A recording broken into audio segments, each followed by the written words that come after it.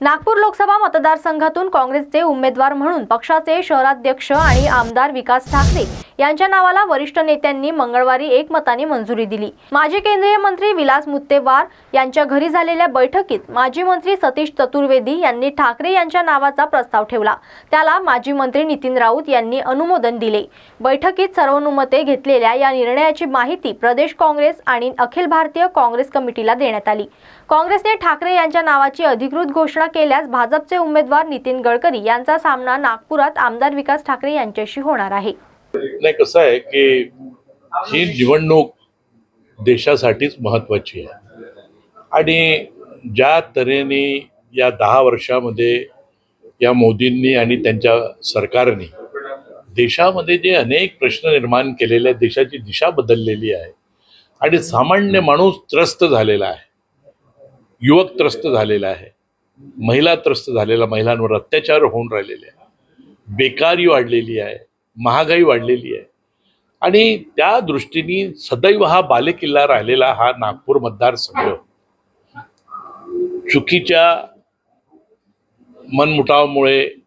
छोट्याशा मतभेदामुळे जर इथे काँग्रेसचा कार्यकर्ता विखुरलेला असेल आणि त्यामुळे जर पराभव होत असेल तर आता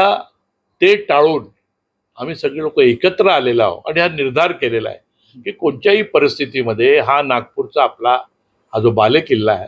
तो पुन्हा आपल्याला प्रस्थापित करायचा आहे, तो वापस घ्यायचा आहे, इथे आपला उमेदवार विजयी करायचा आहे, जिंकून आणायचा आहे आणि त्या जिद्दीने आम्ही सगळे लोक इथे एकत्र आलेलो आहोत आणि त्यावर चर्चा चाललेली आहे आणि आता 2-3 दिवसापासून आमचा जोरदार प्रचार सुरू होणार।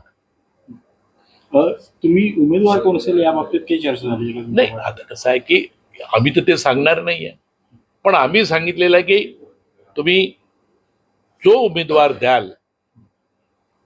जे आम्ही आमच्याकडून त्या लोकांना जे सूचना दिल्या त्यांनी आमच्याशी वार्ता केल्या, काल मिटिंग झाली, याच्यापूर्वी मिटिंग झाली, पण काय वातावरण कसं, तो उमेदवार आला आणि आम्ही जर एकत्र नसलो तर काय करणार आहे? गटातटामध्ये जर विखुरले राहू तर पराभव होईल, तो टाळण्याचं आम्ही पहिले काम केलेलं आहे आणि ते सर्व एकत्र येऊन आता एक दिलाने, जिद्दीने, एकजूटपणे आम्ही आता या निवडणुकीमध्ये आपला उमेदवार विजयी करण्यासाठी प्रयत्नशील आहोत आणि लोकांना चालेल असाच उमेदवार देण्याचा आमचा प्रयत्न आहे। मला वाटतं की याच्या आधी मी सांगितलेलं आहे की निवडणुकीची तयारी करण्याची जबाबदारीच माझी आहे शहर अध्यक्ष म्हणून, आणि ती तयारी पूर्ण करून चुकलो आहो। प्रचाराला आम्ही लागणार आहे, आमचं काम चालू आहे। आता उमेदवार निवडीबाबत आमचे वरिष्ठ, ज्यांना निवडणुकीचा अनुभव आहे, 7दा 4दा 5दा सगळे लढलेले तिन्ही आमचे दिग्गज नेते इथे आहेत आणि आम्ही इथे कशी काय व्यूहरचना लढायची,